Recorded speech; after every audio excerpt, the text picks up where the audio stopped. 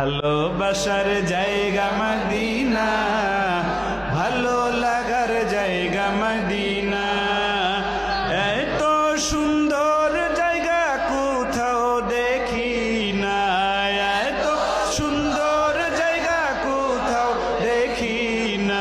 সাজিয়েছেন দয়াল রব্বানা, ভালো লাগার জায়গা মদিনা, ভালোবাসার জায়গা মদিনা, ভালো লাগার জায়গা মদিনা।